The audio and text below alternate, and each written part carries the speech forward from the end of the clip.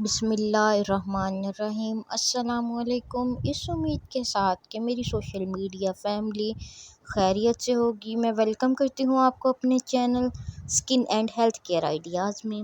تو چلیے چلتے ہیں آج کے موضوع کی طرف۔ آج کے موضوع ہے ہلدی اور لیمن سے جلد کی حفاظت۔ یہ دونوں چیزیں ایسی ہیں جس کے انسانی اسکن کے لیے، انسانی صحت کے لیے بہت فائدے ہوئے ہیں۔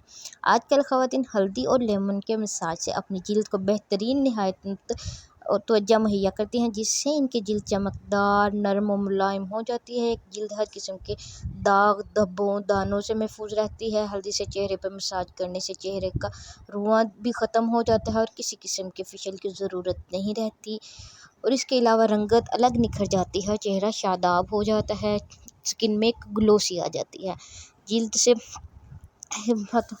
خاتمہ، جلد سے جو رواں ہوتا ہے، دانا ہوتا ہے، ان کا خاتمہ کے لیے ویکس میں بھی چینی اور لیمن کا ایک خاص مقدار میں استعمال کر کے ویکس تیار کی جاتی ہے۔ اس سے بھی جلد سے ہم بالوں کا خاتمہ کر سکتے ہیں۔ کلینزنگ میں بھی یہ کارآمد ہوتا ہے۔ لیمن بہت زیادہ اور ثابت ہوتا ہے۔ ان میں قدرتی اشیاء کو استعمال کرنے کی جلد کی میں کشش پیدا کرتے ہیں۔ ان قدرتی اشیاء کو جب ہم استعمال کرتے ہیں، ان کا کوئی سائیڈ افیکٹ بھی نہیں ہوتا، پر ان سے اسکن میں گلو اور جاذب نظر پیدا ہوتا ہے۔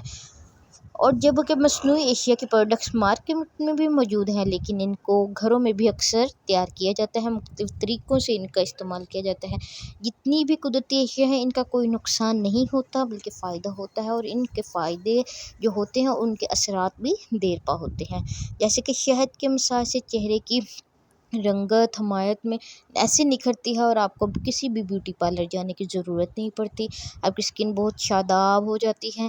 اس کے مسلسل استعمال سے آپ کی اسکن میں ایک گلو سا آ جاتا ہے جو دیر پا ہوتا ہے۔ وزن کم کرنے کے لیے زبیدہ طارق کا ڈائٹ پلان جو کہ بہت مفید ہے اور بہت کارآمد بھی ہے۔